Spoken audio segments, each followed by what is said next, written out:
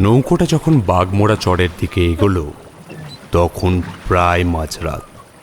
সঙ্গে পরাণ কাকা থাকলেও বুকের ভেতরটা কেমন যেন ঠিপ ঠিপ করে উঠল একবার মৃদুলের। আজ তাও প্রায় ২০-২৫ বছর ধরে এই মাছ ধরার কাজ করছে মৃদুল। তাও সন্ধ্যের পর বাঘমোড়া চরের দিকে যেতে হবে শুনে তার সমস্ত শরীরটায় একবার হালকা করে ভয়ের শিহরণ খেলে গেল। ভয়টা বাঘমোড়া চরকে নিয়ে নয়, ভয়টা ওই তেঁতুল তলার রাস্তাটায়। ওই রাস্তাটা কত লোককে টেনে নিয়ে গেল, কিন্তু কি কপাল, আজকে ওই রাস্তাতেই যেতে হচ্ছে তাকে। ভালো লাগে না, যত সব বড় লোকেরা ঝামেলা করবে আর শালা আমাদের মতো ছোট লোকগুলোকে অশান্তি পোয়াতে হবে। মগের মুলুক পেয়েছে। নিজের অজান্তেই কথাটা হয়তো একটু জোরেই বলে ফেলেছিল মৃদুল। আহা মৃদুল, অত চিন্তা করে লাভ নাই। তুমি এখন ভালোই ভালোই নাও দেখি, ওই দিকের জঙ্গলের রাস্তাটা মোটেই ভালো নয়। কথাটা বলার সাথেই পরাণ কাকার বৃদ্ধ মুখের উপরেও যেন একটা ভয়ের ছাপ খেলে গেল। মৃদুল সেটা লণ্ঠনের টিমটিমে অন্ধকারাচ্ছন্ন আলোর মধ্যেও স্পষ্ট বুঝতে পারল। ছোট ডিঙি নৌকাটা জল কেটে কেটে ছপ ছপ শব্দ তুলে এগিয়ে চলেছে মিশমিশে অন্ধকার ভেদ করে। ফাল্গুনের কুয়াশা নদীর জলের উপরে ছেয়ে রয়েছে আবছাভাবে। তাতে সামান্য দূরের জিনিসও অস্পষ্ট খোলাটে লাগছে। গত মাসে এই একেবারে পাপটারে টেনে নিল না ওই তেঁতুলতলার রাস্তা। হ্যাঁ, তাকে নিয়ে লোকে নানান কথা কয়। কেউ বলে জলে ডুবেছে, কেউ বলে ওই তেঁতুলতলার রাস্তায় নাকি। বিকেলের মধ্যেই তো আমরা ঘরে ফিরে যেতাম, ওই হাটে যদি ঝামেলাটা না ঘটতো। বড় মানুষদের সব বড় বড় ব্যাপার স্যাপার। শেষের কথাটাই একটা তাচ্ছিল্য আর রাগ মিশিয়ে বলে জলের মধ্যে এক খাবলা থুতু ফেলল মৃদুল। নৌকোটা একটা বাঁক নিয়ে প্রবেশ করল তেঁতুল তলার রাস্তাটার দিকে। দুপাশে ঘন জঙ্গল, মাঝখানে সরু পথ দিয়ে এগিয়ে গেল নৌকো। নদীর চওড়া এতটাই কম যেন নৌকা থেকে হাত বাড়িয়েই ছোঁয়া যাবে গাছের লতা পাতা। এখানে এক মস্ত তেঁতুল গাছ থাকায় বহুদিন আগে থেকেই এই তল্লাটের নাম হলো তেঁতুলতলা। তেঁতুলতলায় নৌকাটা ঢুকতেই যেন একটা হিম শীতল বাতাস এসে একসাথে ধাক্কা মারল দুজনকেই। পরিবেশ এতটাই নিস্তব্ধ হতে পারে তা বোধহয় জানা ছিল না মৃদুলের। ওর যেন মনে হলো অন্য জগতে চলে এসেছে ও আর পরাণ কাকা, যেখানে কেবল আছে এমন ঘুরঘুটি অন্ধকার, কুয়াশা, নিস্তব্ধতা আর একটা শিরশিরে ভয়ার্ত অনুভূতি। প্রতি সোমবার করেই বড় বাজারের হাটে মাছ বেচতে যায় মৃদুল। কখনো কখনো সাথে কেউ না কেউ থাকে, আর কখনো বা একাই। সারা সপ্তাহ টুকটাক গ্রামে গ্রামে মাছ বিক্রি করে আর সপ্তাহে একদিন হাটে এসে নিম্নবিত্তের পরিবারের খরচা চলে যায় কোনো মতে তাতে। দুই ছেলে, বুড়ো মা, বাপ আর বউ। মৃদুলের পৃথিবী বলতে এই কজনই মাত্র। তবে অন্যদিন ইছামতির এক শাখা নদী ময়নাগঞ্জ দিয়ে ফিরে আসে সে। বেশিরভাগ দিন বিকেল হয়, নয়তো বড়জোর সন্ধে। কিন্তু আজকেই যেন কপাল খারাপ। ইছামতির কোনো এক তীরে নাকি কার লাশ উঠেছে ভেসে, সেটা নিয়ে পুলিশের তদন্ত চলছে। ওই ঘাটের প্রতিনিয়ত যাতায়াত করা মাঝিদেরও নানা রকম প্রশ্ন জিজ্ঞাসা করা হচ্ছে। তাই ভয়ে আর পুলিশের ঝামেলা যেতে চায়নি মৃদুল। পরাণ কাকাও তাই। তার উপরে হাটে আজ লেগেছিল বিরাট ঝামেলা। বড় লোকের এক ছেলের নামে কি যেন টাকা পয়সা নিয়ে একজন বিক্রেতার ঝামেলা। সেসবে বিশেষ কান দেয়নি মৃদুল। তাই সমস্ত দিক বিচার করেই সে এই বাঘমোড়ার পথটাই বেছে নেয়। সামনে নদী বরাবর গেলেই ওলাই চণ্ডীর গড়, তারপর সামান্য দূরেই তাদের সেই ছোট্ট সুন্দর গ্রামটি। তবে ওলাই চণ্ডীগড় পৌঁছানোর আগে বেরোতে হয় তেঁতুল তলার রাস্তাটা। কিন্তু বেশ কিছুটা আসার পরেই মৃদুলের মনে হয় তেঁতুল তলার কথাটা। তখন আর ফিরে যাবার কোনো উপায় নেই। মনের ভেতরে এলোমেলো চিন্তা দূর করতে পরাণ কাকার সামনে একটা বিড়ি ধরায় মৃদুল। একটু মাথা নিচু করেই আগুনটা ধরালো। যতই হোক, নিজের বাবার বয়সী একটা লোকের সামনে এটা করাকে অভদ্রতাই বলে। পরাণ কাকা সামান্য হেসে গম্ভীর গলায় বলে, নে নে, টান দে, এই বিড়িতেই আসল সুখ টান, দেখবি সব ভুলে যাবি। হলাম না হয় তোর বাপের বয়সী, কিন্তু এখনো মনটা জোয়ান মরদি রয়ে গেল। এমন আধার রাতে দাঁড় বাড়িতে গেলে লাগে বই কি একটু আধটু। আমার মনটা জোয়ানের মতো না ভাবলে এই বয়সে এত ভারী ভারী জিনিস তোলা সম্ভব না।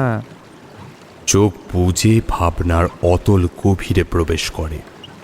আরও কি যেন বলে যাচ্ছিল পরাণ কাকা, কিন্তু মৃদুলে ততক্ষণে চোখটা আটকে গেছে দূরে একটা ঝোপের পিছনে। সেই ঝোপ জঙ্গল থেকে কেউ যেন একটা খসখস শব্দ করে এগিয়ে আসছে তাদেরই দিকে। কেবল তার দুটো লাল চলচলে চোখ দেখতে পাচ্ছে সে, ঠিক যেমন ভাবে আড়ালে থেকে শিকারী তার শিকার ধরে। দমকা ঠান্ডা বাতাসটা যেন আরো কয়েক গুণ বেড়ে গেল হঠাৎ করে। এখানেই তো কত মানুষ মরেছিল এককালে, তাদের আত্মায় তো ঘুরে বেড়ায় এখনো। তারাই কত মানুষকে টেনে নিয়ে যায়। তবে সমস্তটাই এতদিনের গল্প কথাই ছিল। আজ নিজের চোখে সমস্ত কিছু দেখতে পাচ্ছে মৃদুল, অনুভব করতে পারছে ভয়ঙ্কর মৃত্যুর বর্বরতাকে। আচমকা সমস্ত নিস্তব্ধতাকে খান খান করে জঙ্গলের ভেতর থেকে ভেসে এলো একটা রাত চড়া পাখির বিশ্রীর ডাক। তাতেই যেন বকবকানিটা একটু থামলো পরাণ কাকার। একটু কাঁপা কাঁপা গলায় সে বলল, কি রে, তেঁতুল তলার রাস্তায় চলে এসেছি। এই তাড়াতাড়ি হাত চালা, কোনো দিকে না তাকিয়ে। ও সমস্ত কিছুই না রে, এই সবই মানুষের ভয়। দেখ, কোনো কুমির টুমিরে টেনে নিয়ে গেছিল হয়তো। হাত চালা, নে নে নে নে, হাত চালা। কিন্তু মৃদুলের ততক্ষণে হাত পা যেন আড়ষ্ট হয়ে এসেছে ভয়ে। কারণ তার দিকে এক দৃষ্টিতে চেয়ে রয়েছে দুটো লাল জ্বলন্ত চোখ। সেই চোখে যেন প্রচণ্ড নিষ্ঠুর বর্বরতা লেগে আছে। চোখ বন্ধ করে প্রায় দম আটকে নৌকার হাল টানছে সে, কিন্তু তবু সেই চোখ যেন অন্তর্ভেদী দৃষ্টি দিয়ে তাকে দেখছে। এমন কুয়াশা মাখা জলের মধ্যে থেকেও সমস্ত শরীর ভয়ে ঘামে ভিজে যাচ্ছে তার। হঠাৎ খুব মৃদুভাবে অথচ স্পষ্ট মৃদুল শুনতে পেল তার নাম ধরে একটা ফ্যাস ফ্যাসে মহিলা গলা তাকে ডাকছে। মৃদুল, এই মৃদুল, তাকা, আমার দিকে তাকা, আমার কাছে চলে আয়। অনেক কিছু আছে আমার কাছে, তোকে অনেক মাছ দেব রে, অনেক মাছ। তুই মাছ বিক্রি করে অনেক বড় লোক হয়ে যাবি রে মৃদুল। আমার কাছে মৃদুলের মুখ দিয়ে গোঙানি শব্দ ছাড়া আর কিছুই বের হলো না। পরাণ কাকাও এবার যেন প্রচণ্ড ভয় পেয়েছে। নৌকার পাটাতনের একদম শেষ প্রান্তে কাঠ হয়ে বসে রয়েছে সে। ঠোঁটটা বিড়বিড় করছে দেখে বোঝা যাচ্ছে ঠাকুরের নাম গান করছে হয়তো। তার চোখের দিকে তাকালেই বোঝা যাচ্ছে তারও দৃষ্টি সেই লালচে হিংস্র চোখগুলোর উপরেই স্থির হয়ে আছে। পরাণ কাকার চোখগুলো কেমন যেন স্থির, একটা নির্ভেজাল ঘোলাটে দৃষ্টি। মৃদুলের বুকের ভেতরটা কেমন যেন আরো একবার ছ্যাঁত করে উঠল ভয়ে। এসব কি হচ্ছে তার সাথে? টিমটিমে লণ্ঠনটা বাতাসের বেগে বারবার কেঁপে কেঁপে উঠছে, আর তার সাথে পাল্লা দিয়ে বাড়ছে রাতচরা পাখিদের চিৎকার। তারাও যেন অজানা কোনো এক যুদ্ধে নেমেছে আজ রাতে। জঙ্গলের কালো অন্ধকার এতটাই গভীর যে সামান্য একটা লণ্ঠনের পক্ষে কোনোভাবেই সম্ভব হচ্ছে না তা মেটানো। হঠাৎ জলের ভেতর থেকে উঠে এলো কালো কালো অবয়ব। প্রথমে একটা, তারপর দুটো, তারপরে তিনটে, চারটে, পাঁচটা, 10টা, 20টা, 100টা। তাদের প্রত্যেকের চেহারা কেমন যেন অদ্ভুত। ঠিক মানুষের মতো নয়, তবে চেহারায় আকৃতিতে মানুষেরই অনেকটা সামঞ্জস্য। কালো শীর্ণ দেহ, শরীর ভেদ করে যেন তার পিছনে দৃষ্টিগোচর হয়। আর প্রতিটি মানুষের গলার ওপরটা পুরোপুরি ফাঁকা, সেখানে কোনো মাথার অস্তিত্ব নেই। কাটা গলার নলি দিয়ে ফিনকি দিয়ে বেরিয়ে আসছে রক্তের ধারা। মুহূর্তের মধ্যেই সমস্ত জঙ্গলে শুরু হলো দাপাদাপি। কারা যেন প্রচণ্ড গতিতে ছুটে চলেছে সেখানে। তবে কেউ মানুষ নয় তারা, প্রত্যেকেই যেন ছায়া ছায়া অবয়ব। চোখগুলো হিংস্র লাল আলোর মতো তাদের। তারা প্রত্যেকে যেন ছুটে আসছে মৃদুলের দিকে। হঠাৎ ঝপ করে একটা শব্দ উঠল নদীর জলে, সাথে সাথে আরও একটা মানুষ। না, মানুষ নয়, আত্মা, কোনো প্রাণী, ঠিক বুঝতে পারে না মৃদুল। সাথে সাথে সেই অদ্ভুত দেখতে প্রাণীটি নৌকায় উঠে পড়ল। তার সমস্ত শরীর দিয়ে টুপটাপ করে পড়ছে জল। তারও গলাটা মুন্ডু থেকে সম্পূর্ণ আলাদা। সেই মুন্ডুটা ধরা রয়েছে তার একটা হাতে। সেই দিকে চোখ পড়তেই আড়ষ্ট হয়ে গেল মৃদুল।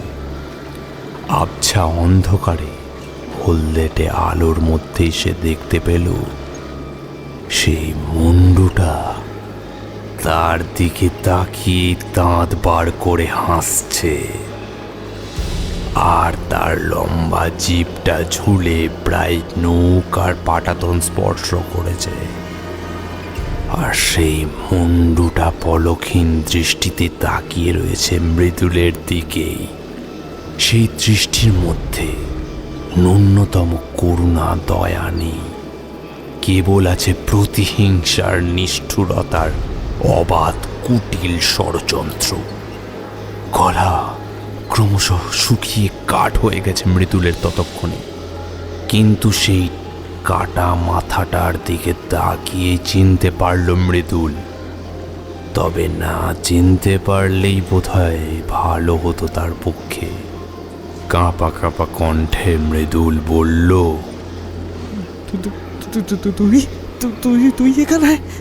তুই এখানে কি করে এলি? কি করে এলাম জানিস রে তুই?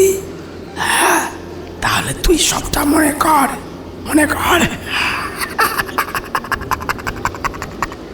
দেখ, সব কিছু সুন্দরভাবে মনে পড়বে তোর। দেখ,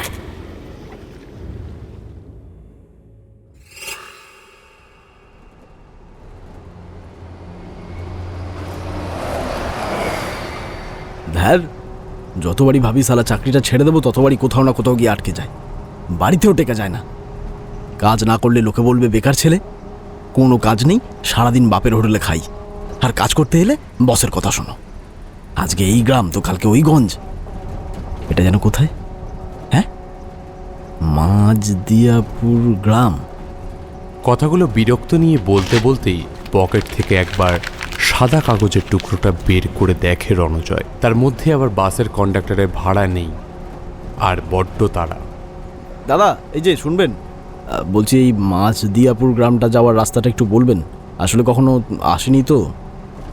কন্ডাক্টর বেশ কিছুক্ষণ রণজয়ের দিকে তাকিয়ে নিয়ে তারপরে বলল, মাঝদিয়াপুর যাওয়ার জন্য আপনাকে বীরপুরে নামিয়ে দেবো। ওখান থেকেই আপনি রিক্সা ভাড়া করে চলে যাবেন। তবে হ্যাঁ, সাবধান, ওখানে একটা রাস্তা আছে শুনেছি, কি যেন নাম বেশ, ও হ্যাঁ, তেঁতুলতলা। ওই জায়গাটা একটু সাবধান দাদা।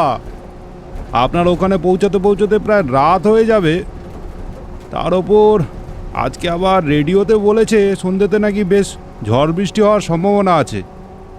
যা করবেন দাদা একটু সাবধানে বুঝে শুনে করবেন, বুঝেছেন? ও জেঠু, দেখি তোমার টিকিটটা দেখি। চেপে বসুন, অনেক জায়গা আছে, একটু চেপে বসুন। কন্ডাক্টর কথাগুলো বলতে বলতে আবার পরের সিটের দিকে চলে যায়। রণজয় বাসের জানলার বাইরের দিকে প্রকৃতি দেখতে দেখতে একটা দীর্ঘশ্বাস ছাড়ে। বাসের সিটে মাথাটা এলিয়ে দিয়ে মনে মনে বলে, কিবা ঝড়, কিবা বৃষ্টি, কিবা তুষার বজ্রপাত, এই ওষুধের রিপ্রেজেন্টেটিভের কাজের ছুটি নেই, তারপর মাস গেলে নামমাত্র কটা টাকা আর 24 ঘন্টার পরিশ্রম। তার চোখটা লেগে গিয়েছিল একদম শেষ সময়ে। বাসের লোকজনের চেঁচামেচিতে আবার ঘোরটা কেটে গেল। বাস থেকে নামতেই রণজয় দেখতে পায় আকাশ জুড়ে ঘোর কালো মেঘ জমেছে। পিঠে ব্যাগটা নিয়ে একটা রিক্সা ধরে সোজা চলে আসে সে।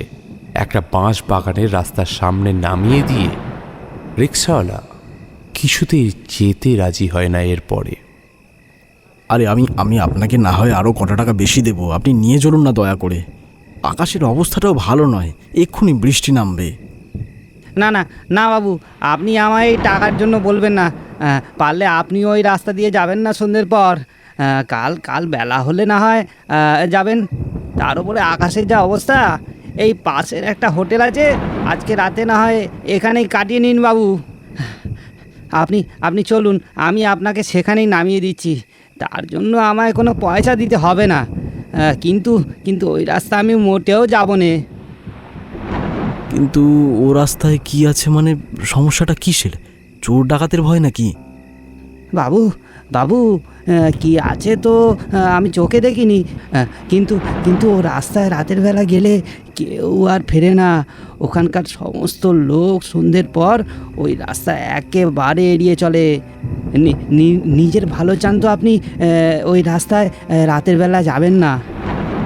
তারপরে রিক্সাওয়ালা আকাশের দিকে চেয়ে বলল, দেখছেন বাবু, আকাশের অবস্থা একেবারেই খারাপ হয়ে এসেছে।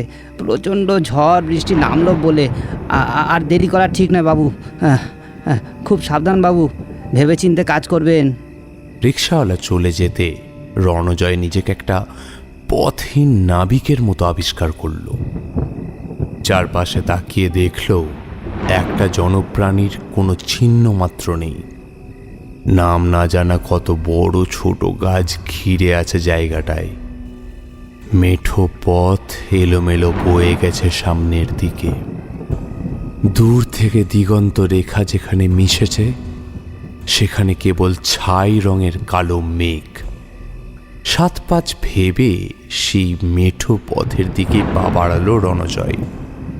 আর তখনই কোথা থেকে যেন একটা ঠান্ডা বাতাস এসে কাঁপিয়ে দিয়ে গেল তাকে। কেমন যেন একটা ভয় ভয় করতে লাগলো। শহরের রাস্তা আর গ্রামের রাস্তার ফারাক যে কতটা, সেটা এবার টের পেল রণজয়। নিদেন পক্ষে যদি একটা সঙ্গী থাকত। হাত ঘড়ি সময় বলছে সন্ধে 6:10। কিন্তু যত বেশি পথ হাঁটছে সে ততই যেন অন্ধকার আরো গাঢ় হয়ে গিলে ফেলছে তাকে। মনে মনে যেন এবার একটা ভয় পেল সে। সামনের মাইল ফলকটা ধুলোবালি মাখা অবস্থায় পড়ে আছে, তার রংটা প্রায় চটে গেছে উপর থেকে। তবু সে বুঝতে পারল লেখা আছে তেঁতুলতলা 0 কিমি। তেঁতুলতলা? নিজের মুখ ফুটে অস্ফুটে কথাটা বেরিয়ে এলো তার। সাথে সাথেই সে অনুভব করল তার গলাটা ঈষৎ কাঁপছে। বুঝতে পারল এ সব কিছুই তার ওই বাসের কন্ট্রাক্টর আর ওই রিক্সাওয়ালাটার বলা কথার ফল। নিজের মেরুদণ্ড বরাবর একটা ঠান্ডা স্রোত বয়ে গেল তার। মেঠো রাস্তা ধরে হাঁটতে লাগলো। হঠাৎই শুরু হলো ফোঁটা ফোঁটা করে বৃষ্টি। রণজয় মনে মনে বেশ বিরক্ত নিয়েই বলল, হ্যাঁ, কার মুখ দেখে উঠেছিলাম আজকে কে জানে। সব শেষে বৃষ্টিটাই বাকি ছিল, আর এখন সেটাও পরিপূর্ণ হলো। ভাগ্যের সঙ্গে ছাতাটা নিয়ে এসেছিলাম, আর একটা টর্চ লাইটও আছে। তেঁতুলতলা পেরিয়ে যাওয়ার পরেই মাঝদিয়া গ্রাম, সেখানে স্থানীয় স্বাস্থ্যকেন্দ্র। রাতে তো ওইখানে থাকারই ব্যবস্থা করা হয়েছে। কিন্তু এ যে এমন ধ্যারে গোবিন্দপুর হবে আগে থেকে কি জানতাম? তার উপর উপরি পাওনা হিসেবে আবার এই বৃষ্টি, 16 গলা পূর্ণ। ছাতাটা মাথায় দিয়ে টর্চটা হাতে নিয়ে পথ চলতে লাগলো রণজয়। একটা সময় অন্ধকার গিলে নিল সবটুকু আলোকে। এতটাই গাঢ় অন্ধকার যে নিজের শরীরের বাকি অঙ্গ প্রত্যঙ্গগুলো কিছুই নজরে আসছিল না তার। তার মধ্যে মাঝে মাঝেই রাতচরা পাখিদের তারস্বরের চিৎকার বুকের ভেতরে হৃদস্পন্দন থামিয়ে দিতে সক্ষম। এতক্ষণের ভয়টাকে বিশেষ পাত্তা না দিলেও এবার যেন ভয়টা ধীরে ধীরে সমস্ত শরীর বেয়ে গলা অবধি উঠে আসে তার। একটা খসখসে শব্দ কানে আসে, তার সাথে পিছু পিছু কারোর পায়ের চলার শব্দ ভেসে আসে। এবার জল কাদা ভেঙে ছপ ছপ করা একটা শব্দ, অথচ পিছনে সে কাউকেই দেখতে পায়নি এখনো অবধি। রণজয় আবার মনে মনে নিজেকে সান্ত্বনা দেওয়ার চেষ্টা করে। না না না না, এই সমস্ত কিছুই মনের ভুল। আমার মতো দুর্ভাগ্য আর কেউ আছে নাকি যে রাতের বেলায় এমন অচেনা নির্জন জায়গায় দুর্যোগের রাতে বের হবে? ওই রিক্সাওয়ালা ওই বাস কন্ট্রাক্টরের কথা শুনেই এমনটা মনে হচ্ছে। আর তাছাড়া গ্রামের দিকে তো এমন নির্জন জলা জঙ্গলে ঢাকা জায়গায় এমনিতেই নানান গল্প রটে। এইটাই এমন একটা গল্প হবে। তবে সাপ খোপের ভয়টা একটু বেশি করছে। শব্দটা আবার যেন একই লয়ে একই ছন্দে তার সাথে সাথেই চলছে তার পিছে পিছে। মাঝ রাস্তাতে থেমে রণজয় 2-1 পরীক্ষা করে দেখল, হ্যাঁ ঠিকই, শব্দটা ঠিক পিছু পিছু আসছে। অথচ টর্চের আলোয় কিছুই দেখা যাচ্ছে না। সম্পূর্ণ ফাঁকা রাস্তা, কারোর জল কাদা ভেঙে হেঁটে আসার শব্দ। এবার একটা সত্যি সত্যি ভয় পেল রণজয়। হিসেব মিলছে না তার। তাহলে কি ওই কন্ট্রাক্টর আর রিক্সাওয়ালার কথাটাই সত্যি? না না, তা কি করে হয়? কিন্তু আর বেশিক্ষণ এই সমস্ত দ্বন্দ্বে থাকতে হলো না রণজয়কে। তার আগেই একটা আচমকা, একটা হাড় হিম করা হাসির শব্দে থেমে যেতে বাধ্য হলো রণজয়। চেষ্টা করলেও যেন যেন তার পা আর সামনের দিকে কোনোভাবেই এগোবে না, কারণ হাতে থাকা টর্চের আলোতে সে দেখতে পেয়েছে তার থেকে সামান্য দূরেই দাঁড়িয়ে রয়েছে এক সাংঘাতিক জিনিস, যাকে মানুষের অবয়ব বললেও মানুষ বলা যায় না। অমন চেহারা কোনো সাধারণ মানুষের সম্ভব নয়। টর্চের আলোয় রণজয় দেখতে পেল একটা কালো জীর্ণ শীর্ণ দেহ দাঁড়িয়ে রয়েছে সেখানে। তবে কেবল দেহটাই দাঁড়িয়ে রয়েছে, তার মাথাটা অন্য জায়গায়। তারই হাতে ধরা আছে সেটা, সেই কাটা মুন্ডুটা, দাঁতগুলো বের করে হাসছে। সেই মুখে ফুটে উঠেছে এক ভয়ঙ্কর কুটিল হাসি। কাটা গলা দিয়ে শুকনো কালচে রক্ত গড়িয়ে জমাট বেঁধে গেছে। রণজয়ের মনে হলো তার পায়ের তলার মাটি ক্রমশ সরে যাচ্ছে। তার এতদিনের সমস্ত বিশ্বাস এক লহমায় সব উবে গেছে। চোখ চাইলেও যেন সরাতে পারছে না রণজয়। টর্চের হলদেটে আলোতে সেই কাটা মুন্ডুটার চোখগুলো বিভৎস আগুনের মতো জ্বলছে। জিভটা বেরিয়ে রয়েছে প্রায় 1 হাত। অজান্তেই মুখ ফুটে একটা ভয়ার্ত গোঙানির আর্তনাদ বেরিয়ে এলো তার। বাঁচাও, আমাকে বাঁচাও, বাঁচাও, আমি কিছু করিনি, আমাকে ছেড়ে দাও, আমি কিছু করিনি। কিন্তু রণজয়ের কথা ঘুরে ফিরে আবার ঠিক তার কানেই ফিরে এলো। কে বসে থাকবে এমন দুর্যোগের রাতে, এমন নির্জন জায়গায় তাকে বাঁচাতে? কিন্তু রণজয়ের এমন আকুতি মিনতিতে আরো যেন বেশি খুশি হলো সেই প্রেতাত্মা। তার হাসির শব্দ এবার ছড়িয়ে পড়ল সমস্ত আকাশে বাতাসে। রণজয়ের 2 কানের পাশ দিয়ে কেবল সমানে শোঁ শোঁ আওয়াজ করে ঠান্ডা জলো বাতাস বয়ে যাচ্ছে। একটা কাঁপুনি যেন ভেতর থেকে উঠে আসে শরীর বরাবর। খুব চেষ্টা করে পিছন ফিরে কোনো মতে দৌড়াতে চেষ্টা করলো সে, কিন্তু তার সমস্ত শরীর কাঁপার জন্য সে মোটেই জোরে জোরে দৌড়াতে পারল না। কিন্তু বিপদ বোধ হয় আজ রণজয়ের পিছু কোনোভাবেই ছাড়বে না। হঠাৎ একটা গাছের ডালে থাকা শক্ত কিছুতে ধাক্কা খেয়ে মাটিতে ছিটকে পড়ল সে। টর্চটা হাত থেকে গড়িয়ে পড়ে যায় সামান্য দূরের একটা ঝোপের আড়ালে। মাথায় বেশ আঘাত লাগার জন্য প্রথমে কিছু না বুঝতে পারলেও পরে চোখ সামান্য সয়ে আসতেই রণজয় যা দেখে তাতে তার হৃদস্পন্দন স্তব্ধ হয়ে যাওয়ার জোগাড় হয়।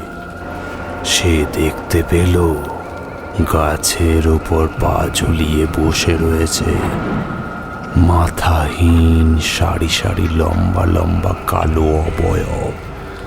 তাদের প্রত্যেকেরই মাথা তাদের একটা হাতে ধরা আছে। প্রত্যেকটি মাথা বিভৎস রকম ভাবে হাসছে, আর চোখগুলো একসঙ্গে লাল হয়ে জ্বলছে আবার নিভছে।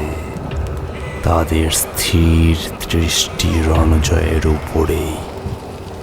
কাদায় পড়ে গিয়ে পিঠের দিকটা অনেকটাই ব্যথা পেল সে।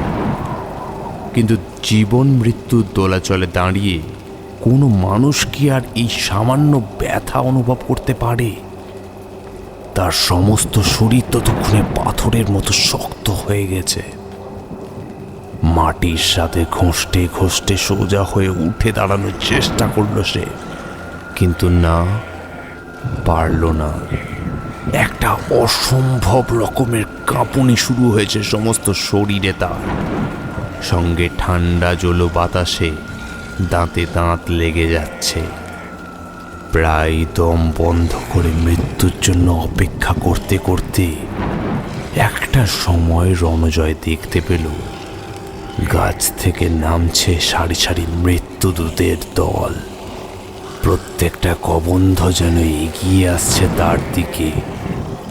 তাদের গলা থেকে চুইয়ে পড়া কালচে রক্ত শুকিয়ে গিয়ে দলা মাংসের মতো হয়ে আছে। বারবার গা গুলিয়ে উঠল রণজয়ের। কোনোভাবে সে সোজা হয়ে দাঁড়াতেই পারছে না, তো পালিয়ে যাওয়া দূরের কথা। তাকে গোল করে ঘিরে তার চারপাশ জুড়ে ধীরে ধীরে এগিয়ে আসছে হিংস্র সাপদের দল। হঠাৎই একটা কালো শরীর মাথার চুলের মুঠি ধরে টানল রণজয়। প্রচণ্ড যন্ত্রণায় চিৎকার করে উঠল সে। নিজের ঘাড় আর মাথার সাংঘাতিক যন্ত্রণা শুরু হয়েছে।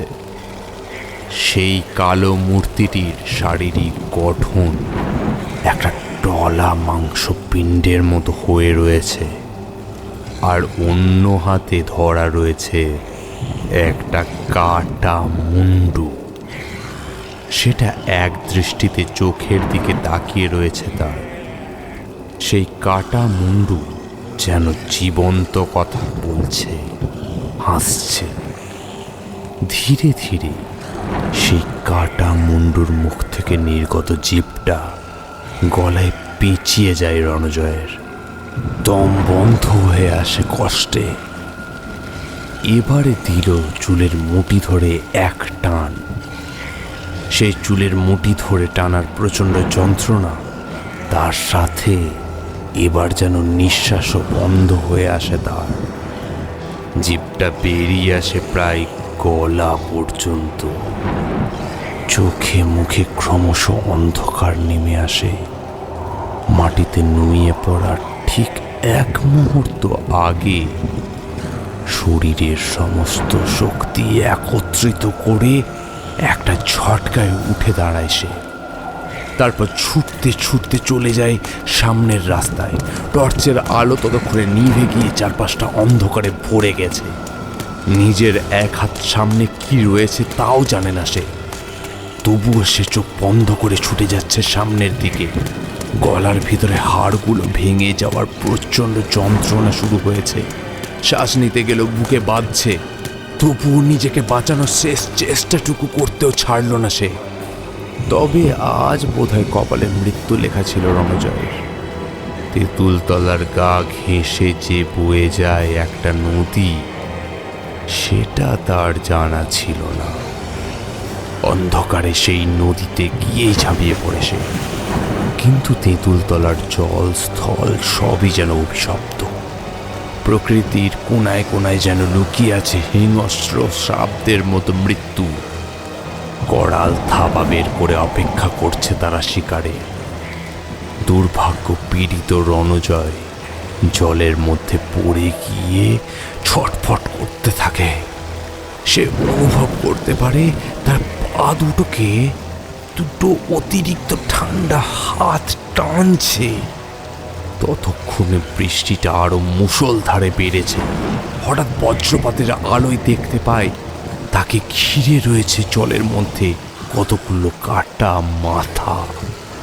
আর নিজের মাথার চাপ সহ্য করতে না পেরে সে চোখ বন্ধ হয়ে আসার ঠিক আগের মুহূর্তটুকু সময়ে সে টের পায় নিজের ঘাড়ের কাছে একটা প্রচণ্ড যন্ত্রণা। গল গল করে রক্ত বেরিয়ে আসে গলা দিয়ে।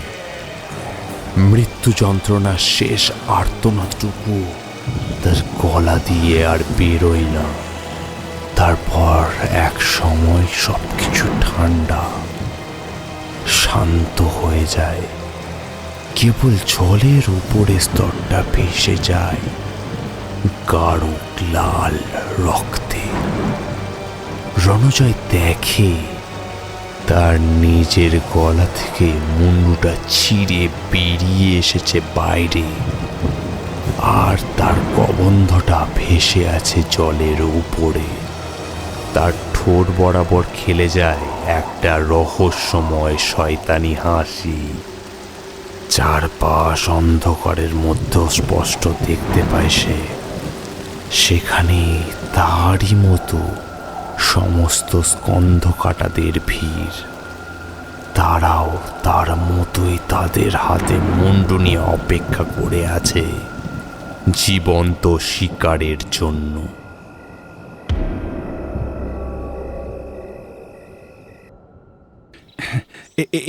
জানিস মৃদুল, একটা সাংঘাতিক খবর আছে। তোকে খবরটা দেওয়ার জন্য মনটা একেবারে আনচান করছিল। মৃদুল হাতে বিড়িটা দ্রুত নিচে ফেলে সেটাকে নিভিয়ে দিয়ে আনমনাভাবেই বলল, কি সাংঘাতিক খবর, বলে ফেল। বাঘমোড়ার চরে বিশাল মাছ উঠেছে। হরেন কাকা, রতন কাকা ওরা প্রত্যেক দিন তো যাচ্ছে। একেবারে নৌকা ভরে ভরে মাছ নিয়ে ওরা হাটে বিক্রি করছে। আমরা গেলে দেখবি লুকিয়ে পড়েছে। শেষের দিকটা বেশ একটু দীর্ঘশ্বাস নিয়েই বলে, দেখেছিস তো কি অবস্থা, দুটো ছেলে মুখে দুমুঠো ভাতও তুলে দিতে পারছি না বাবা হয়ে। এর থেকে অপমানের লজ্জার কি কিছু আছে? হ্যাঁ, আর ওইদিকে বিজয়কে দেখ, ছোটবেলা থেকে বড় হলো, একসাথে আম কুড়োতে যাওয়া থেকে শুরু করে জমিতে আনাজপাতি চাষ করা, দুধ দোয়ানো, পুকুরে স্নান করতে যাওয়া, একসাথে এতগুলো দিন থাকার পরেও কেমন বেইমানিটা করলো। শালা আমরা একসাথে নৌকা চালানো শিখলাম, মাছ ধরা শিখলাম, কিন্তু ওই মালটা মনে হয় জাদু জানে। জাল টানলেই ভরে ভরে মাছ উঠে আসে জালে। হ্যাঁ রে শালা, আমারও সত্যি তাই মনে হয় রে। আমি ওকে না একদিন রাতের বেলা দিদির শ্বশুর বাড়ি থেকে ফিরে আসার সময় দেখতে পেয়েছিলাম। ওই বিজয় নদীর ঘাটের পাশে বসে কি যেন একটা করছিল। মনে হয় ও জাদুটো না জানে, না হলে মাত্র এই কয়েকদিনের মধ্যেই ও কিভাবে এত টাকার মালিক হয়ে গেল বলতো। আমাদের এখন দেখতে পেলেও আর চিনতে পারে না। জানিস ভাই, এই ভবে যার টাকা বেশি তারই কদর বেশি। তা আমাদের ওই সমস্ত ভেবে লাভ নেই রে মৃদুল। তার চেয়ে ভালো আজ বিকেলবেলায় চল, বাঘমোড়ার ঘাটের কাছে বড় বড় মাছ উঠছে, নৌকাখানা বের করে ওই দিক দিয়ে ঘুরে আসি। না, বিকেলে যাব না, রাতের বেলায় যাব। আরে ওই সময়টা ফাঁকা থাকে ওই রাস্তা, বেশি লোকজনের ভিড় হলে আবার মাছ কমে যাবে। রাতের বেলায় যাব, গিয়ে টুপ করে মাছ ধরে নিয়ে চলে আসবো। পাগল হলি নাকি রে মৃদুল? ওই তেঁতুলতলার রাস্তাটা ওর পাশেই। রাতের বেলা তুই ওই পথে নৌকা নিয়ে যাবি, তোর প্রাণের কি একটুও ভয় ডর নেই? দেখ এখন ইয়ার কি করিস না একদম। বিকেলবেলায় সোজা নৌকা নিয়ে ঘাটের ধারে দাঁড়াবি, পরশু সোমবার হাটে গিয়ে বেচতে পারবো। মলয় উঠে চলে যাচ্ছিল জায়গাটা ছেড়ে বাড়ির দিকে, কিন্তু পিছন থেকে মৃদুল আবার তাকে ডাক দিল, শোন, একবার খোঁজ নিতে পারবি বিজয় কি করেছিল মাছ পাওয়ার জন্য? কি করে এত পয়সার মালিক হলো সে? তা কি করে বড় লোক হলো সেটা আমাকে বলবে কেন? পরের জন্য এত না ভেবে এবার একটু নিজের জন্য ভাবো তো দেখি বাছা। আমি চললাম, মা আবার রাগ করবেন দেরি করলে। মলয় চলে যাওয়ার পরও মৃদুল ঠায় বসে রইল কিছু সময় দেয়ালে হেলান দিয়ে। নতুন করে বিড়িটা ধরিয়ে নিয়ে টানতে টানতে ভাবল বিজয়ের কথা, তার ছোটবেলাকার সেই বন্ধুটার কথা, যে বন্ধুটা হঠাৎ করে বড়লোক হয়ে ভুলে গেল তাদের সবাইকে। আর এদিকে মৃদুল দুই ছেলের বাপ হয়েও তাদেরকে ঠিক মতো দুবেলা খাওয়াতে পারছে না। তবে মৃদুলের ফাঁকা মাথায় কুবুদ্ধির অভাব ছিল না কোনো। বিড়ির শেষ ধোঁয়াটা ছেড়ে মৃদুল সামান্য হাসতে হাসতে বলল, পুরনো বন্ধুকে কি অত সহজে বলা যায়? কি বল বিজয়?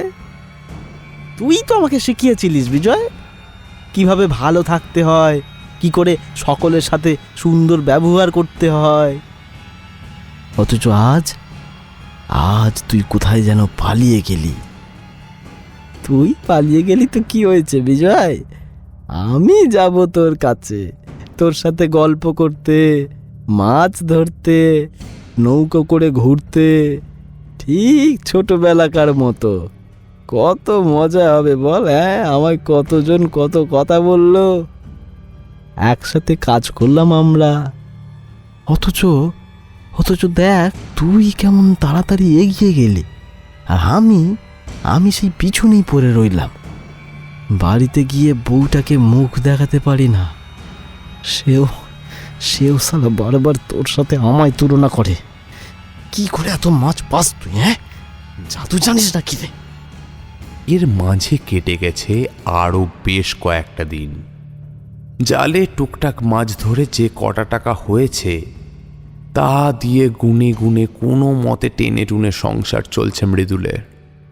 ভাই বিজয়, বাড়ি আছিস? বিজয়, আয়। আরে মৃদুল, মৃদুল যে, আয় আয় ভিতরে আয়। না, মাছ ধরতে বেরোবো। একা একা যাচ্ছিলাম, তাই ভাবলাম আজকে তোকে নিয়ে যাই। তাছাড়াও কতদিন তো আমাদের দেখা কথাবার্তা হয়নি। বাড়িতেই তো বসে আছিস, তা আমার সাথে চল না, সন্ধ্যের আগে আগেই ফিরে আসবো। বেশ কিছুক্ষণ কি যেন চিন্তা করে নিল বিজয়, তারপর হাসতে হাসতে বলল, চল চল, তবে বেশি রাত করিস না, একটু জ্বর জ্বর ভাব আছে শরীরটা, বিশেষ ভালো নেই। কতদিন তোর সাথে কথাবার্তা দেখা সাক্ষাৎ হয় না, এইটুকু সুযোগ আমি হাতছাড়া করবোই না। মাঝে মাঝে মাছ নিয়ে শহরে যেতে হয়, ফিরতে দিন তারিখ কখনো কখনো সপ্তাহখানেক লেগে যায়, বুঝলি? ও, বড্ড কাজের চাপ, তাই না? দেখ, তুই কত ওপরে উঠে গেলি, আর আমাদের নুন আনতেই পান্তা ফুরোনোর মতো অবস্থা। জালে যেন মাছ ওঠেই না। বলি, শেখাতে পারিস তো কিছু নতুন কায়দা টায়দা? নতুন? না না, নতুন কায়দা কিছুই নয়, প্রচুর খাটাখাটুনি, মনোযোগ দিয়ে কাজ, আর কি, হয়ে গেছে। মৃদুল নৌকাটার দাঁড় বাইতে বাইতে নিয়ে আসে গভীরে। বিকেলের পড়ন্ত সূর্য প্রায় ডুবুডুবু। বাঘমারা চড়ে গিয়ে না হয় নৌকাটা বাঁধবো। কি বললি? বাঘমারা চড়? তুই কি আমার সাথে মজা করছিস মৃদুল? দিনের বেলায় ও পথ মারাতে গ্রামের লোকের বুক কাঁপে, আর তুই কি না এই ভর সন্ধ্যেবেলায় ওইদিকে যাবি? সন্ধ্যের পর ওই রাস্তায় গিয়ে আর কি কেউ ফিরে আসতে পেরেছে আজ অব্দি? ফিরে আসার জন্য তো যাচ্ছি না, রেখে আসার জন্যই তো যাচ্ছি। ওই দেখ, ওই দেখ, পিছনের দিকে তাকা, দেখ কি আসছে, দেখ। বিজয় পিছনের দিকে তাকিয়ে দেখল, আর অন্ধকারের ভিতর আরও একটা নৌকো এগিয়ে আসছে তাদের সাথে সাথেই। চোখটা শুরু করে দেখার চেষ্টা করল বিজয়। আরে, ও যে মলয়, ও এখানে কি করছে? বারে, ও সাথে না থাকলে আমি একা বাড়ি ফিরবো কি করে? নৌকাটা তো এখানে ফেলে যাবে, না হলে গ্রামের লোককে গিয়ে কি জবাব দেব আমি শুনি? হ্যাঁ, লোকে তো জিজ্ঞেস করবেই বিজয়ের কি হলো। মৃদুলের মুখের অভিব্যক্তি যেন ধীরে ধীরে পরিবর্তন হয়ে যাচ্ছে। তার চোখের দৃষ্টি কেমন যেন তীক্ষ্ণ, ধারালো, চোয়ালগুলো শক্ত হচ্ছে যেন। মুখের মধ্যে ফুটে উঠছে একটা রাগ, প্রতিহিংসা। সন্ধ্যের আবছা আলোতেও সেটা চোখ এড়াল না বিজয়ের। মাঘ মাসের সময়, কাজেই জল বরফের মতো ঠান্ডা, গায়ে পড়লেই সমস্ত শরীর অসাড় হয়ে যেতে বাধ্য। বিজয়ের এখন সামান্য ঘাম হতে শুরু হয়েছে। কেমন যেন একটা ভয় ভয় করছে, কিছু একটা একটা গন্ডগোল আছে। এ মৃদুল তার ছোটবেলাকার চেনা সেই মৃদুল নয়, কেমন যেন অন্য রকম। না না, বিজয়ের অনেক আগে থেকেই ভাবা উচিত ছিল, বহুদিন যে বন্ধু খোঁজ খবর নেয় না, সে যে হঠাৎ করে তাকে ডাকলো আর সে চলে এলো বাড়ি ছেড়ে। এই মৃদুল, তুই আমার সঙ্গে কিন্তু এখন মজা করবি না, হ্যাঁ?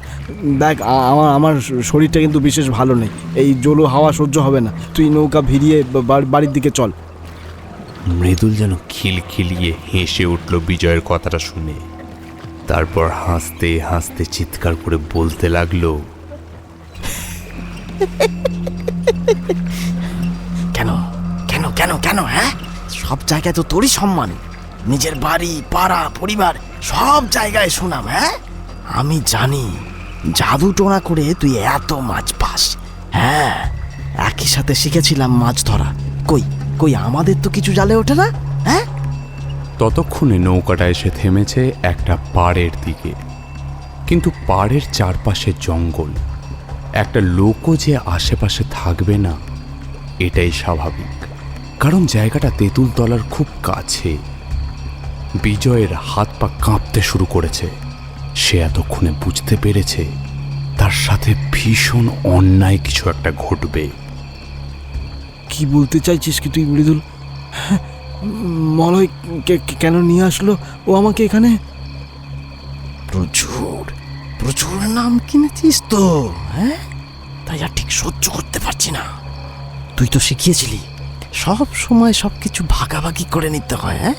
ঠিক যেমন ছোটবেলায় কুলের আচার ভাগাভাগি করে খেতাম। কথাগুলো বলতে বলতে মৃদুল তার নৌকোর ছোঁয়ের ভেতর থেকে গামছা বড়ানো একটা লাল মতো বস্তু বের করে নিয়ে আসে। সামান্য লণ্ঠনের আলো টিম টিম করে জ্বলছে কেবল। আচমকা মলয়ে এসে বিজয়ের হাতগুলো পিছমোড়া করে বেঁধে দিল একটা বড় গাছের ডালের সাথে। বিজয় অনেক চেষ্টা করল, ধস্তাধস্তি করেও যেন দুজনের সাথে সে ধস্তাধস্তিতে পেরে উঠল না। তাছাড়া বিজয়ের শরীরটাও বিশেষ ভালো ছিল না। ছি ছি ছি ছি ছি, তোদেরকে আমি আমার নিজের বন্ধু হিসেবে ভাবতাম, কিন্তু তোরা নিজেদের এমন রূপ দেখালি। ছি, আমি জানি না আমি কেমনভাবে মাছ ধরি, কেন আমার হাড়ি ভর্তি মাছ থাকে আর তোদের ফাঁকা থাকে। শুধুমাত্র এটুকু জানি, যে আমাকে শিখিয়েছিল সে তোদেরকেও শিখিয়েছিল, কিন্তু তোরা অমানুষের মতো আজকে আমার সাথে ব্যবহার করলি। শালা বিশ্বাসঘাতকের দল! মলয় মলয়, তুই এমনটা করতে পারলি আমার সাথে? টাকার লোভ যে বড় লোভ রে, সে তো বন্ধুত্বের চেয়েও বড়।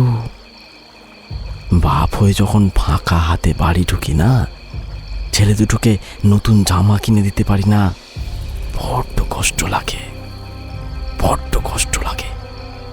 নিজেকে না বড্ড ব্যর্থ মনে হয়। তাই তো তোর কাছে এসেছি, বলে দে না কি উপায়। তোকে মলয় দেখেছে, রাতে অন্ধকারে নদীর পাড়ে কিছু একটা করিস তুই, বলে দে আমাকে। তোকে আবার আমরা বাড়িতে ফিরিয়ে নিয়ে যাব, তোর এতটুকু কষ্ট হবে না। আমি কিছুই করি না। যেটা মলয় দেখেছিল, সেদিন আমার বাড়িতে পুজো ছিল রাতে, সেই পুজোর ফুল ঘট সব নদীর জলে ভাসিয়ে দিতে গিয়েছিলাম। মৃদুলের যেন মাথাটা প্রচণ্ড গরম হয়ে যায়। এবার হাতে থাকা লাল রঙের কাপড় মোড়ানো জিনিসটা খুলে ফেলে একটানে। একটা চকচকে ধারালো ভোজালি বেরিয়ে আসে সেখান থেকে। লণ্ঠনের হলদে আলোয় সেটা চকচক করায় বোঝা যায় তার ধারালো প্রবলতাকে। এবার যেন গলাটা শুকিয়ে কাঠ হয়ে যায় বিজয়ের। মাথাটা প্রচণ্ড গরম হয়ে মৃদুল এখন যেন সাক্ষাৎ এক নর পিশাচে পরিণত হয়েছে। হাতে থাকা ভোজালিটা শক্ত করে ধরে এগিয়ে আসে সে বিজয়ের দিকে। কিছু বলার আগেই গলায় বসিয়ে দেয় একটা জোরালো কোপ। সঙ্গে সঙ্গে একটা থপ করে আওয়াজ করে মাটিতে পড়ে যায় বিজয়ের কাটা মুন্ডুটা। রক্তে সমস্ত নদীর পাড়টা ভেসে যায়। মলয় আর মৃদুলের সমস্ত শরীর ভিজে যায় টাটকা উষ্ণ রক্তে, আষ্টে গন্ধে। কোত্থেকে যেন নাম না জানা রাতচরা পাখিরা ডেকে উঠেছে বিশ্রী শব্দ করে। ঘটনার আকস্মিকতায় দুজনেই বিহল দৃষ্টিতে তাকিয়ে আছে একে অপরের দিকে। এটা তুই কি করলি মৃদুল? এটা তুই কি করলি মৃদুল? সর্বনাশ হয়ে গেছে। তুই তো ওকে সামান্য ভয় দেখানোর জন্য নিয়ে এসেছিলিস, যাতে যাতে ওর পেট থেকে আসল কথাটা বার করা যায়। কিন্তু তুই এটা কি করলি? তুই যে মহা সর্বনাশ করে ফেললি রে। এখন এখন এখন কি হবে? তুই ওকে মারলি কেন? কেন মারলি? মৃদুল তখনও হকচকিয়ে যাওয়ার মতো দাঁড়িয়েছিল হাতে সেই ভোজালিটা নিয়ে। তার হাত পা এখনো কাঁপছে, বুকের ভেতরে শুরু হয়েছে প্রচণ্ড জোরে হাতুড়ি পিটুনির শব্দ। গলা কাঁপতে কাঁপতে মৃদুল বলে ওঠে, আমি বুঝতে পারিনি, আমার মাথাটা হঠাৎ করে গরম হয়ে গেল, আমি এই ভুল কাজটা করে ফেললাম। এখন কি হবে আমি জানি না। কি হবে?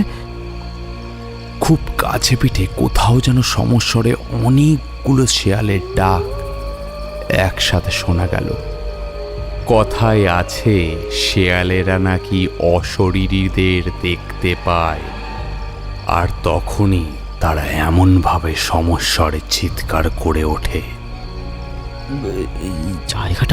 জায়গাটা একদম ভালো নয় রে মলয়। আর এক মুহূর্ত না অপেক্ষা করা ভুল হবে। হ্যাঁ শোন, একটা সুন্দর করে গল্প ভাবতে হবে, যাতে করে সাপও মরে আর লাঠিও না ভাঙে। এই জায়গাটা তো এমনিতেই অনেক বদনাম আছে। হ্যাঁ, নৌকাটা এইখানে উল্টে রেখে যাব, ওর পাশেই, একদম পাশেই। ওদের কথাগুলো বলার সাথে সাথেই শুরু হলো প্রচণ্ড একটা ঝড়। ঠান্ডা বাতাসে সমস্ত শরীর যেন ছুরির ফলার মতো কাটছে। সেই বাতাসেই বিজয়ের কাটা মুন্ডুটা গড়াতে গড়াতে এসে পড়ল তাদের ঠিক দুই পায়ের মাঝখানে। প্রচণ্ড ভয়ে মলয়ের হাত থেকে ছিটকে সরে গেল মৃদুল। নদীর জলে শুরু হয়েছে জোয়ার, আর তাতেই নদীর ঢেউ এসে পাড় থেকে টেনে নিয়ে যায় বিজয়ের কাটা মাথাটা। দুজনে মিলে অনেক চেষ্টা করে সেটাকে জলে ভেসে যাওয়ার হাত থেকে আটকানোর জন্য, কিন্তু ততক্ষণে জলের গভীরে কোথায় যে সে হারিয়ে গেছে। সেদিন কোনো মতে হাঁপাতে হাঁপাতে নৌকা নিয়ে বাড়িতে আসতে পেরেছিল তারা দুজনে। কেবল একটা নৌকা আর মুন্ডুবিহীন নিষ্পাপ বিজয়ের শরীরটা পড়েছিল গাছের নিচেই, হাত বাঁধা অবস্থাতেই। প্রচণ্ড বৃষ্টি, বজ্রপাত আর তুফানের ঝড় জলে ভিজতে লাগলো সে শরীরটা। একটা সময় সেই মুন্ডুহীন গলা কাটা শরীরটা সোজা হয়ে উঠে দাঁড়ালো। এক ঝটকায় হাত থেকে খুলে নিল বাঁধনটা। তারপর সামান্য এদিক ওদিক ঘুরে ধীরে ধীরে মিশে গেল জলের গভীরে অনন্তকালের জন্য। মৃদু, কি হলো? নামটা বাবা দেখে ভয় পেলি? ওকে দেখে ভয় পাওয়ার মতো তো কিছু নেই। কথাটা শুনে যেন আরও একবার চমকে উঠল মৃদু। পরাণ কাকা এই ধরনের কথা কেন বলছে হঠাৎ? সে এখন জীবন মৃত্যুর মহাসংকটে দাঁড়িয়ে রয়েছে। আজ থেকে 20 বছর আগের করে রাখা সেই অভিশাপ কি আজকে টেনে নিয়ে যাবে? এই ভয়ে যেন গলা শুকিয়ে আসছে আজকে। নৌকার একদম ডগায় বসে সেই ছায়া মূর্তিকে কিন্তু একদমই চিনতে অসুবিধা হলো না ওর। অসুবিধা হবে কি করে? এ তো তার বহু চেনা। ছোটবেলায় আম জাম কুড়ানোর সঙ্গী, ভাদ্র মাসে তাল পুকুরে গিয়ে তাল তুলতে যাওয়ার সঙ্গী, একসঙ্গে পুকুরে স্নান করার সঙ্গী, একসাথে মাছ ধরা শিখতে যাওয়ার সঙ্গী। সেদিন রাতে মাথায় রাগ চড়ে যাওয়ায় মৃদুল নিজের হাতে কাটে তার বন্ধু বিজয়কে। 20 বছর ধরে এই বিষয়টা সম্পূর্ণ অজানা ছিল সবার কাছে। এ পৃথিবীতে কেবল সে আর মলয় ছাড়া এ ঘটনাটা কেউ জানত না। সব কিছুই ধামাচাপা পড়ে গিয়েছিল গভীর জলের নিচে। সে ভয় যেন আবার মাথাচাড়া দিয়ে উঠেছে। 20 বছর পরে আবার সেই কাটা মুন্ডু থেকে আবার কয়েকটা বাক্য বেরিয়ে আসে। এখনো চিনতে পারছিস না আমার? সেই 20 বছর ধরে নিজের কাটা মাথাটা নিয়ে বসে আছি এই জলের নিচে। কেবল অপেক্ষা করেছি তোর আসার জন্য, শুধু তোর। আজ 20টা বছর পরে আবার তোর দেখা পেলাম, তোকে আর ছাড়ছি না।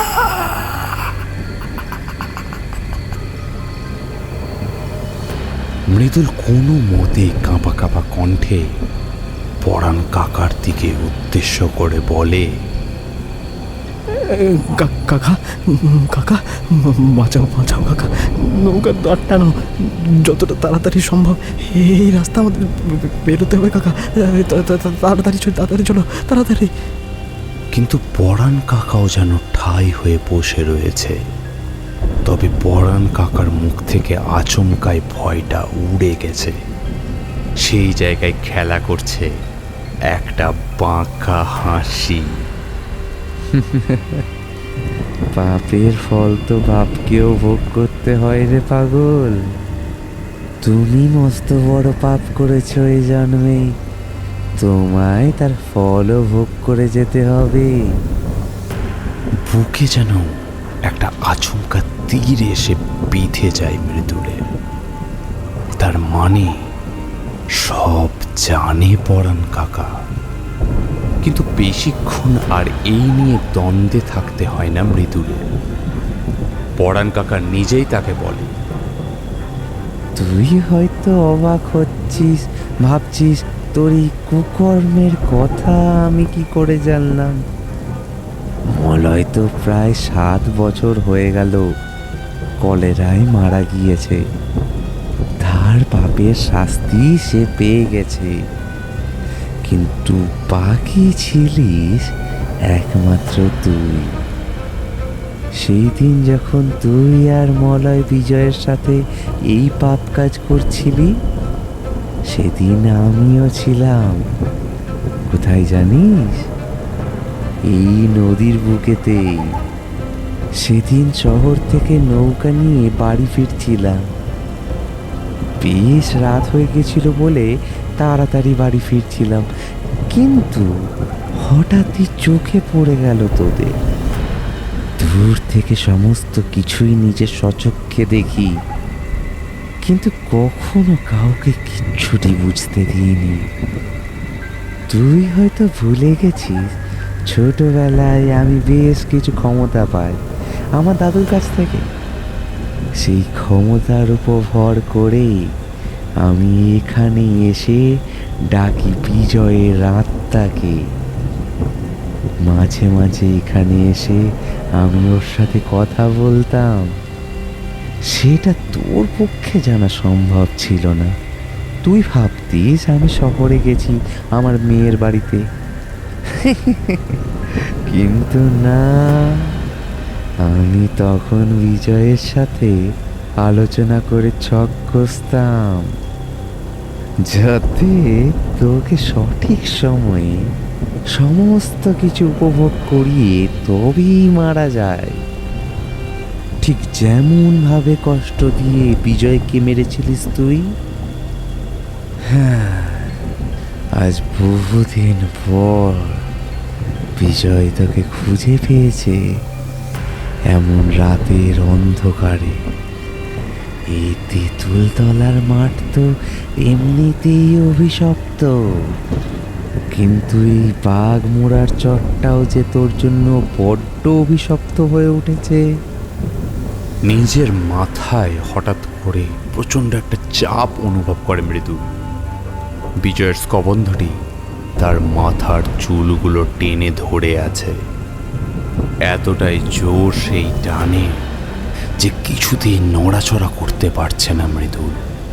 নৌকার উপরেই ধীরে ধীরে শুয়ে পড়তে বাধ্য হয় মৃদুল। কপালে মাথায় প্রচণ্ড যন্ত্রণা শুরু হয়েছে। এবার ধীরে ধীরে মৃদুলের পেট বুক বরাবর এগিয়ে আসতে থাকে বিজয়ের কাটা মুন্ডুটা। মৃদুল একবার শেষ চেষ্টা করে নিজেকে বাঁচানোর জন্য। আমি মাপ চাইছি ভাই, মাপ চাইছি। আমার আমার বড্ড ভুল হয়ে গেছে। আমি সেদিন ইচ্ছে করে তোকে মারতে চাইনি, হ্যাঁ, কিন্তু কিন্তু রাগের মাথায় কি করে ফেললাম নিজেও। এই জন্য আমি অনেকবার কষ্ট পেয়েছি। আমি আমি তোর কাছে প্রাণ ভিক্ষা চাইছি। আমাকে আমাকে ছেড়ে দে। আমার বাড়িতে তাদেরকে এমনভাবে ফেলে রাখতে আমি পারবো না।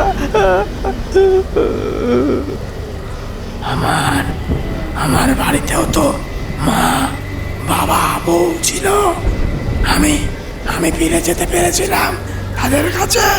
হ্যাঁ, এতগুলো বছর ধরে এই জলের তলায় নিজের কাটা মুন্ডুটা নিয়ে বসে রয়েছি শুধুমাত্র তোর অপেক্ষায়। মলয় ওর শাস্তি অনেক আগেই পেয়ে গেছে। হঠাৎ নিজের গলায় প্রচণ্ড একটা যন্ত্রণা অনুভব করে মৃদু। বিজয়ের কাটা মুন্ডুটা তার জিভ দিয়ে পেঁচিয়ে ধরে আছে তার গলাটা। হাত পা ছুটতে থাকে সে। চোখের তারাগুলো বড় বড় হয়ে প্রায় বেরিয়ে আসতে থাকে চোখের কোটর থেকে। গলার ভেতরে হাড়গুলো যেন মটমট করে ভাঙতে থাকে এক নাগাড়ে। দম বন্ধ হয়ে জিভটা প্রায় বেরিয়ে আসে। মুখের কষ বরাবর লালচে রক্তের ধারা গড়িয়ে পড়ে। দেখ মৃত্যু যন্ত্রণা কতটা কষ্টের হয়, কতটা ছটফটানি অনুভব করতে হয়। এটা দেখ, আমি চাইলেও আজ তোকে সাহায্য করব না সাহায্য। গ্রামের সবাই জেনেছিল এতদিন। সেই দিন রাতে ইচ্ছে করে জোর করে তেঁতুলতলার দিকে যেতে চেয়েছিল বিজয়। সেখানেই নাকি এক স্কন্ধ কাটার কবলে পড়ে সে। সেই ভূত নাকি ওকে মুন্ডু কেটে জলে ভাসিয়ে দেয়। একে তো এই জায়গাটা নিয়ে নানান কুৎসার শেষ নেই, তাই গ্রামের লোকেরা বিশ্বাস করলো সমস্ত কিছুই। আসলে কারোর মাথাতেই আসেনি মৃদুল খুন করতে পারে এই কথাটা। পরাণ কাকা হয়তো আরও কিছু বলছিল, কিন্তু ততক্ষণে চোখে অন্ধকার দেখতে শুরু করেছে মৃদুল। দমটা প্রায় শেষ হয়ে আসছে। হঠাৎ নিজের মাথার উপর একটা প্রচণ্ড টান অনুভব করে সে। এতক্ষণে তার গলাটা থেকে ছিঁড়ে যায় মাথাটা। ফিনকি দিয়ে রক্ত ছড়িয়ে পড়ে সমস্ত নদীর জলে। ঠিক আজ থেকে 20 বছর আগে যেমনভাবে নদীর জল বিজয়ের রক্তের রাঙা হয়ে উঠেছিল, ঠিক তেমনই ঘটনার পুনরাবৃত্তি যেন ঘটল আজ বছর 20 পরে। সেই রক্তে আবার নতুন করে স্নান করে পরাণ কাকা। মৃদুলের নৌকা আর বিজয় একটা পৈশাচিক হাসিতে ছেয়ে যায় সম্পূর্ণ নদী চত্বরটা। বহুদিন কষ্ট পেয়েছিস রে বিজয়, এবার তোর মুক্তি। যা, চলে যা, আবার পরের জন্মে আসিস তবে হ্যাঁ, সাবধান, মানুষের উপকার করার আগে সাবধান। বন্ধু চিনতে আবার যেন ভুল করিসনি এবারের মতো। জলের মধ্যে প্রচণ্ড একটা বুদবুদ খেলে গেল। তার সাথে সামান্য ঘূর্ণির মতো জলের মধ্যে খেলা করে হঠাৎই সমস্ত কিছু আবার শান্ত, নিশ্চুপ হয়ে গেল। পরাণ কাকা মৃদুলের লাশটা নিয়ে এগিয়ে যেতে চাইল তাদের গ্রামের দিকে, কিন্তু তখনই যেন একটা শীর্ণ জীর্ণ কালো কুচকুচে মাংস চামড়া খসা একটা হাত এসে ঘাটটা মোটকে দিল তার। সাথে সাথে প্রচণ্ড যন্ত্রণায় সঙ্গে সঙ্গে দমটা আটকে গেল তার।